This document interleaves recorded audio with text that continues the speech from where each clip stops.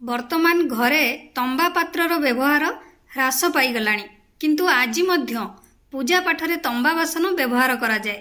आज मध्य अनेक लोक तंबा पात्ररे पानीय जल संरक्षण करने को पसंद करती। जदिओ तंबा बासन गुड़िक सठिक भाव में सफा करा जाए नहीं तेबे सेमानक उपरे दाग देखा जिबा आरंभ हुए। ता सहित बासन गुड़िक कला मध्य देखा जाइथाए।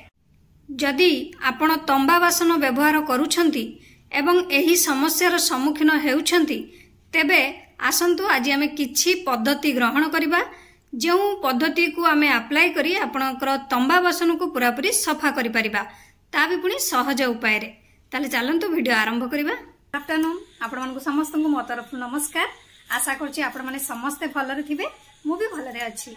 चलंतु वीडियो आरंभ करिबा किंतु वीडियो आरंभ करबा पूर्वरु आपण मानक भितर कहि जदि आज मो चैनल ले नुआ थांती ताले प्लीज प्रथम मो चैनल टी को सब्सक्राइब कर दियंतु। पाखरे थिबा बेल आइकन को क्लिक करंतु जहा फल मो नुआ नुआ वीडियो रो नोटिफिकेशन आपण मानक पाखरे खूब शीघ्र पहुंची जिवो।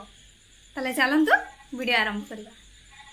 तंबा बासन को सफा करिवार उपाय चलंतु जानिबा। फास्ट रे लेंबू को अधा करी सेतिरे लूण छिंचंतु।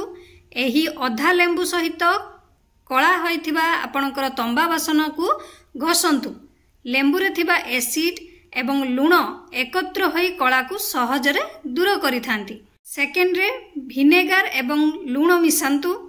एही मिश्रण रे गोटे नरम कपड़ा बुड़ांतु। तापरे आपणकर तंबा बासन रे घसंतु। देखिबे आपणकर तंबा बासनटी सफा हो जिवो।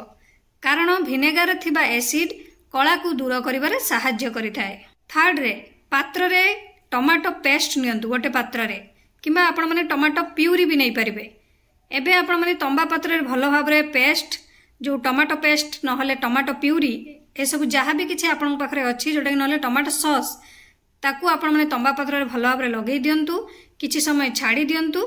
तापरे विशुद्ध पानी रे धोई दियंतु। देखिबे आपणकर तंबा बासनटी पूरापूरी सफा हो जिवो।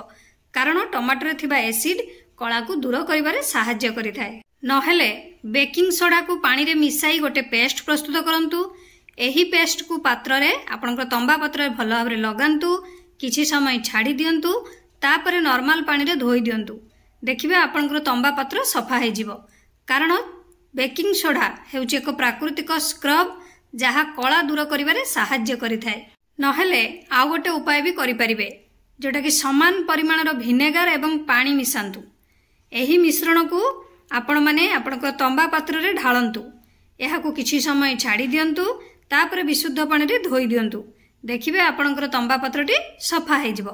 कारण विनेगार रे थिबा एसिड कला को दूर करिबारे सहाय्य करिथाए। आशा करछि आपण मानकु वीडियोटी भल लागिथिबो। आपण मानक पई बहुत हेल्पफुल भी मध्ये हेतिबो। जदि भल लागिथाय ताले निहाती लाइक कमेंट शेयर सब्सक्राइब करि देबे। मते ताले विदाय दियंतु। पुणी देखाबो नेक्स्ट वीडियो रे। नमस्कार।